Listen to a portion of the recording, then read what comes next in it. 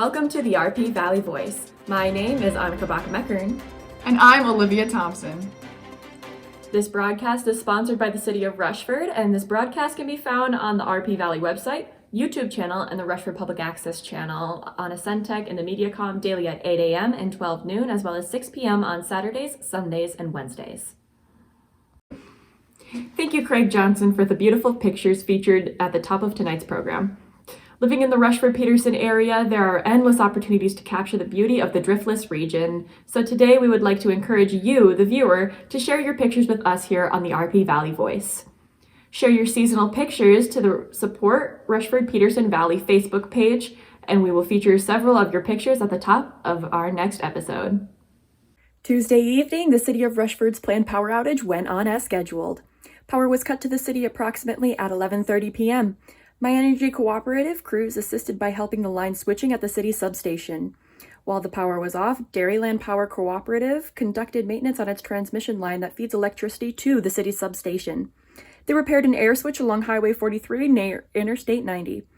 The switch controls the power flowing into the city substation. While working on the repair, other Dairyland crews added 21 airflow spoilers on segments of a transmission line. A spoiler is a coil that is a couple of feet in length that wraps around the power line. Spoilers help prevent power lines from galloping due to ice buildup and wind. Galloping lines can cause outages and damage other pieces of the power line equipment when the lines swing up and down and slap together. The maintenance project wrapped up at approximately 2:45 a.m. Now to Jen with the City Minutes. City of Rushford Mayor Terri, Benson, and council members Jim O'Donnell, Sally Ryman, Andrew Linder, and Lee Volkman met on the second and fourth Mondays in February at 6:30 p.m. Meetings are currently virtual, but the public may attend in person at City Hall if they cannot access a computer or the internet. At the two February meetings, the following actions took place. Year-end 2020 financial statements for the Economic Development Authority, or EDA, were discussed. The EDA's revolving loan fund receivable amount, or outstanding loans to be repaid, is just under $1.5 million. 6 loans to businesses or organizations and 1 interfund loan are being repaid, while one business loan remains in default. The EDA has a revolving loan fund and a micro grant program available to Rushford businesses. To learn more about these programs, call City Hall or visit the city's website. At the council's first meeting in February, there were 6 housing rehab loans approved, totaling $100,696. This EDA program is available to Rushford homeowners for repairs and improvements to their homes. Learn more about this rehab loan program by visiting the city's website or contacting Cindy Vitzi at SEMCAC. The Rushford City Council also received an update on the status of business loans that resulted from the flood of 2007. Over $17 million was originally loaned out to assist with business recovery. A total of about $1.95 million remains to be paid off by the loan recipients. Several businesses continue to make payments on these loans and receive 60% of their loan principal payments back each year. 10% of the payback funds are put into the EDA's revolving loan fund for future business loans. The council also approved, as recommended by the EDA, a contract with the Edward Lowe Foundation's System for Integrated Growth. This agreement will provide information and educational experiences to support second-stage growth companies in Rushford. Areas of focus may include, but are not limited to, human resources, operations and supply chain, accounting and finance, global trade, sales and marketing, succession planning, secondary market research, online marketing, and customer prospecting. To date, 1 Rushford business has met the qualifications and has begun utilizing the engagement process with System for Integrated Growth. The EDA approved its strategic plan in December, and the council approved this at the February 8th meeting. The EDA's plan includes strategies revolving around 4 major significant goals: downtown vitality, workforce participation and recruitment, community marketing, and housing. The council also received information regarding the city's airport, which is just west of town off of Highway 30. At a recent meeting with the city engineer, MnDOT Aeronautics, and staff from Federal Aviation, options were discussed regarding the rebuilding of a hangar insurance, rental issues, and criteria for federal funding. The airport needs 9 to 10 aircraft based there to continue to receive annual federal funding, but a new hangar is then needed to house more aircraft.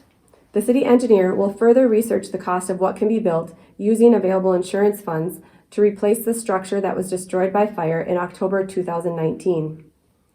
MnDOT Aeronautics will also research grant opportunities that may help cover site preparation and foundation work. The City of Rushford has posted employment notices for the Rushford Aquatic Center. This summer, Red Cross certified lifeguards and Red Cross certified water safety instructions are needed. For more information and applications, please visit the city's website. The City Council also approved a resolution thanking the Valley Crest Riders Snowmobile Club for their $300 donation to the Rushford Public Library's summer reading program.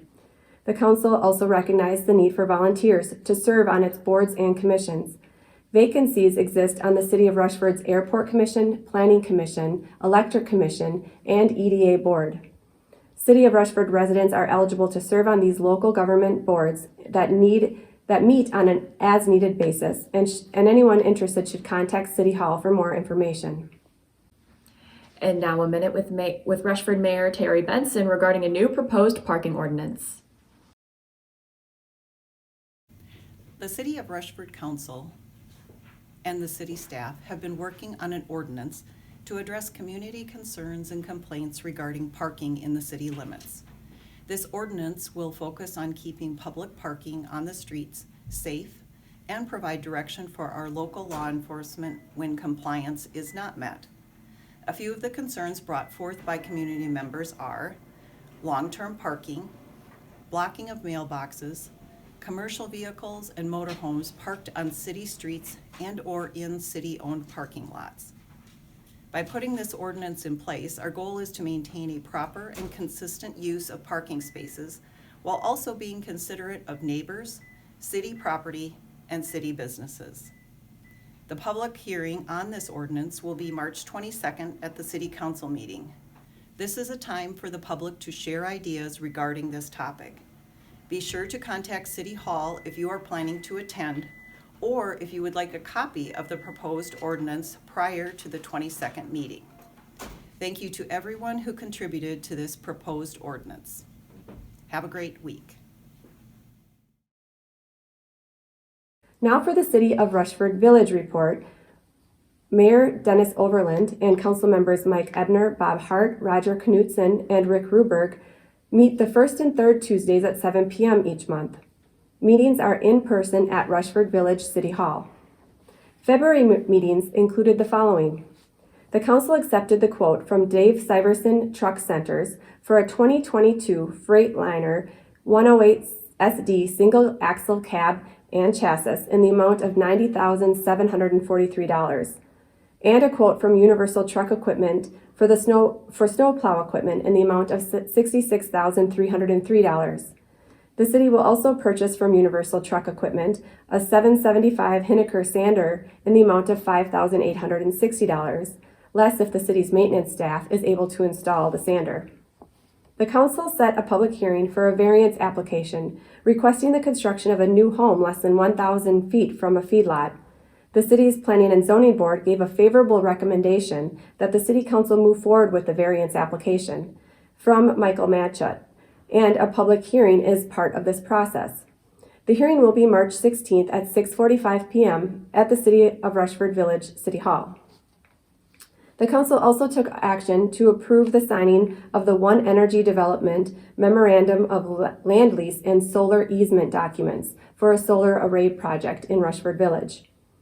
Lastly, I would like to note that the City of Rushford Village also has a revolving loan fund created by repayments of the flood loans to businesses in the city.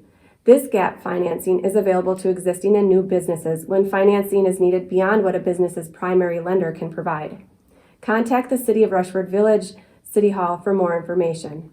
And now a quick minute with the mayor with City of Rushford Village Mayor Dennis Overland. Hello, this is Dennis Overland. I'm the mayor of the City of Rushford Village, and just want to go over a couple of things with you. First off, spring is going to be coming. Just want to do a reminder that We are not having the spring cleanup this year. That's been postponed, but we will hopefully have something either this summer or this fall, depending on how things are going. So stay in tune with the website at City of Rushford Village. That's one place where you can find the info. Otherwise, in the papers or here at the River Valley Voice, I'll hopefully be able to keep you informed. Also, just wanted to do another reminder on speeding in the residential areas. We've had a couple complaints of people driving a little bit fast in our residential areas. Remember, we do have a lot of children in those areas, and without sidewalks, getting around it's a little tougher, especially when there's snow on the ground. So maintain your speeds. We do have posted speeds of 20 miles per hour in the residential areas. So this is just a reminder for everybody, and to stay safe. And thank you very much. The Rushford-Peterson Valley Chamber of Commerce held a virtual annual meeting on February 24th. The term of board member Angela Colbinson was up, and the board thanked her for 6 years of service, including 2 as president. Kayla Volkman of Volkman Auto Body Repair and L&L Volkman Builders is the board's newest director. Jared Brown of Merchants Bank is now the chamber president. Other directors are Deb Rizlov of Loken's Rushford Inn, Sally Ryman of Ryman Marketing and Communications, Ross Himley of Ross Himley Photography, Nikki Olson of The Shop Salon, and Steve Helverson of Thrivent Financial. The 2021 annual report was emailed to chamber members on February 22nd and is posted on the community board outside the Rushford Post Office. As part of the RP Valley Voice program, we will begin a new series highlighting business opportunities in the Valley. For our first report, we visited the Rivers Building at 100 and 104 West Jessie Street at the intersection of Highway 43 and Highway 30 in downtown Rushford. The current listing includes 2 parcels, the historic 1876 limestone building that has been used for restaurants for the past several decades, and a 1989 building that could be also used as a restaurant or an event space. The limestone building has over 3,300 square feet, includes a dining room and restrooms, large kitchen and storage areas, and a shared outdoor patio.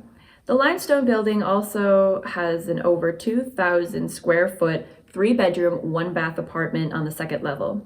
The apartment has kitchen and appliances, laundry appliances, and lots of natural light.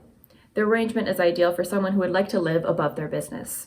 Adjoining the limestone building is the 1989 building with 3,200 square feet, a commercial kitchen, bathrooms, and back in front entrance, as well as an entrance to the shared patio. For more details, go to the Coldwell Banker listing at www.coldwellbankerhomes.com. You can find more business opportunities under the Business in the Valley heading on the RushfordPetersonValley.com site. The Rushford Veterans of Foreign Wars celebrated their Diamond Jubilee on February 13th at Stumpy's Restaurant. Organized soon after the end of World War II in 1946, the Rushford VFW continues its activities today. VFW District 1 Commander Dave Thule presented at local VFW with their Diamond Jubilee Award for 75 years of service.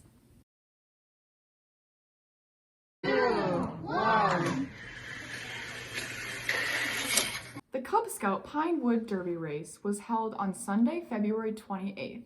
Congratulations to the winners, Braden, Jorley, Griffin, Rave, and Hunter.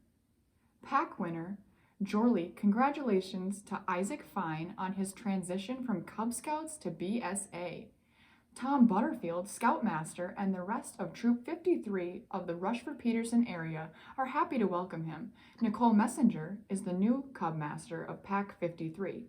Nicole has been very active as a leader in Cub Scouts in the past few years and will excel as the Cub Master.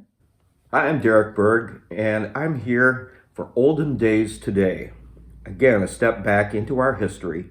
In 1938, Ripley's, believe it or not, brought our little land to the national forefront by posting in national papers some of our interesting and unique geography. They posted that between Rushford and Peterson and the village, we were then a village completely surrounding a city and another village. That was in 1938, which in fact they were incorrect because they were going by old news. The city of Rushford was incorporated in 1868. The city of Peterson was incorporated in 1909. So in 1938, when they posted this, it was actually a village completely surrounding two other cities. Then, with a state mandate in 1973 that all villages become cities, the village of Rushford was created in 1975. So now we are actually a city completely surrounding two other cities. I now publicly invite Ripley's to come back and revisit their story. I'm Berg for Olden Days Today. Tonight in arts and entertainment, choirs and bands have had to be especially creative during the past year. Here with an update on what is currently going on with the Rushford-Peterson music program is band director Adam George. Hi there, my name is Adam George. I am the high school band director here at Rushford-Peterson Schools, and I'm going to tell you a little bit about the band program as of late. Alright, so as you can see, this is our setup, at least with high school band, and 6th grade and 7th grade band as well. They meet in this room every other day.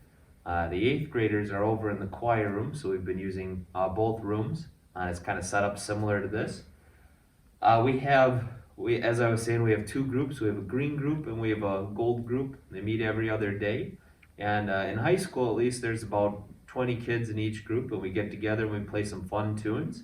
When the third trimester starts up, we're going to be back together as one big group. So that is exciting. With our two groups coming together as one big group, at least in the high school realm, we're hoping to do a concert, whether it's virtual or a limited person attendance. Either way, we'll be sure to let you know. So we're hoping to do some sort of concert in May. So in these last couple weeks, we've been getting our 5th grade band started. We've had kids try out instruments, and what's really interesting this year, in trying to prevent the spread of COVID, we purchased these test kits. And within these test kits, we have like mouthpieces and a flute head joint that the kids are able to try out. And I bet you were wondering if these things make a sound. Well, here's the saxophone/clarinet mouthpiece, and I'll let you decide.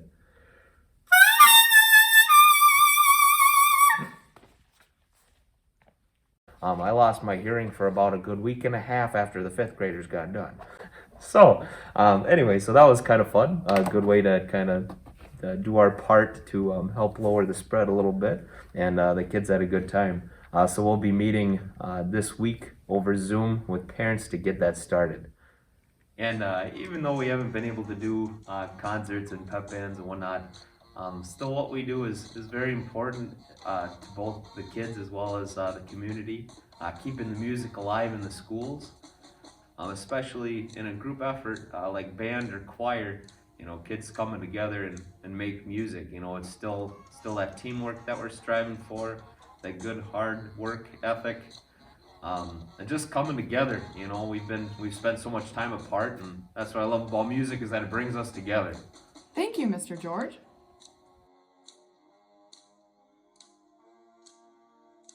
Now to Olivia with student news.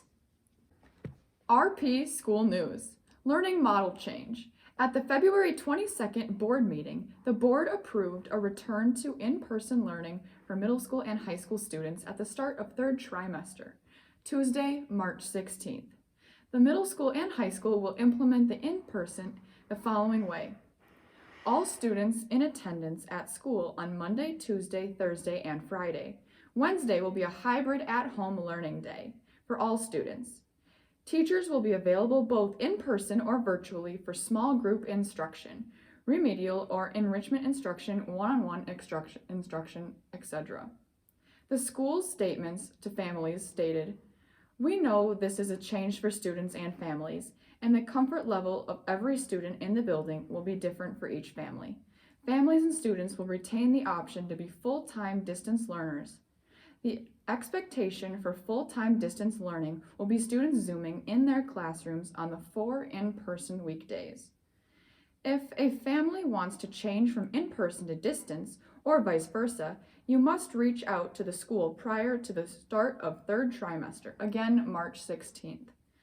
The school will continue to follow the latest guidance from MDA and MDH in terms of mask wearing and social distancing to minimize the risk of spreading COVID-19. School schedule. March 11th, end of trimester 2. March 12th and 15th, no school teacher workshop days. March 16th, trimester 3 begins. FFA. Congratulations to Emma Hayden for being elected as a Region 8 FFA Assistant Officer to be installed at the Spring Award Ceremony. Also, congratulations to the FFA Horse Evaluation Team for placing first at the Region Contest and advancing to State. Team members include Allie Kingsley, who placed first overall individually, Emma Hayden and Dana DeGeorge, who tied for second place overall, Megan York, who placed fourth overall, and Hannah Hyam, who placed ninth overall. A special thanks to you, Shannon Marg, for her dedication helping coach the horse team and her support of the FFA program. Speech. The speech team competed February 19th in Wabasha Kellogg's tournament. RP placed second overall for the small school category. Individually, Zanessa Anderson placed first in storytelling and third in poetry. Hannah Linder placed second in prose, and Annika Bacham-Eckern placed fifth in drama. The team also competed at Red Wing on February 27th. RP placed 8th overall and 3rd in the small school category against 16 total schools. Hannah Linder placed 1st in serious prose, Annika Bacham-Eckern placed 1st in drama, and Zanessa Anderson placed 2nd in storytelling. Other participants included Olivia Thompson in humorous and Hayden Dahl in storytelling. I'm Olivia Thompson for RP Student News. RP Schools has had 2 early retirements, including Faye Himley and Jacob Olson. They have also had a new hire as Dominic Jenkins is the new assistant wrestling coach. Kathy Wade has resigned from the school board and a vacancy on the board is now opened. The senior class trip to Florida has been approved and will go from March 28th until April 3rd. Now to Derek with sports. Hi, and welcome to RP Valley Sports. The Lewiston Rushford Peterson dance team hosted the Three Rivers Conference meet here on February 20th. And congratulations to our dance team. They got second in conference in the jazz category, and the high kick received fourth in the conference. The section tournament was held just on February 27th in Lake City. The RP jazz team took 4th place in sections, and the jazz category took 7th out of 10 in high kick. In wrestling, our wrestling team has had 4 triangular meets and 1 duel since our last episode here. The LARP wrestlers triumphed over Rochester John Marshall, Cotter, Triton, La Crescent, Stewartville, and Fillmore Central, Lanesboro, Mabel, Canton. They had losses against Lake City, Chatfield, and GMLOS. The team's record now stands at 14-11. There's just 2 single season meets left until section tournaments start on March 10th. In basketball, our girls, since our last episode, lost to La Crescent, Hoka, Lewiston, Altura, Caledonia, and Chatfield. The girls' record is now 2-10 for the season. It's been a tough year. They next play Fillmore Central on March 4th here, and Lanesboro on March 6th, Leroy Ostrange on March 8th, which is also at home, Southland at home on March 11th, and La Crescent there on the 12th. On the boys basketball front, since our last episode, RP boys have won against Houston, Mabel, and lost to La Crescent and Caledonia. They also won against Cotter, with the upcoming games of Fillmore Central on the 4th. On the 6th is Lanesboro, Spring Grove on the 8th, and La Crescent again on the 12th. Their record as of right now is 8-6, and Luke O'Hare scored his 1,000th point. Congratulations to the boy that used to mow my lawn. Fantastic achievement. The boys basketball tournaments for boys and girls will be expecting to start on the week of March 15th. Luke O'Hare has scored his 1,000th basketball point during the game at La Crescent.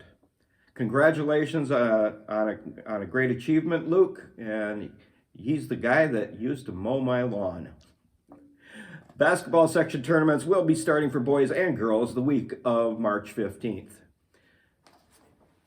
We will be starting spring sports coming soon: golf, baseball, softball, and track and field. For not being able to see the games in person, we want to remind everybody that you can see most or all of the games online. They can be viewed by going to the Rushford-Peterson School website and click on the line that says RP Activities Live Video Streaming. It's on the left side of the menu. From there, it'll take you to links where you can go to see live home games or away school games at the other schools' websites. For RP Valley Sports, this is Derek Berg. Signing off, I'm Olivia Thompson. And I'm Annika Bachmeckern. Thank you for tuning in to the RP Valley Voice.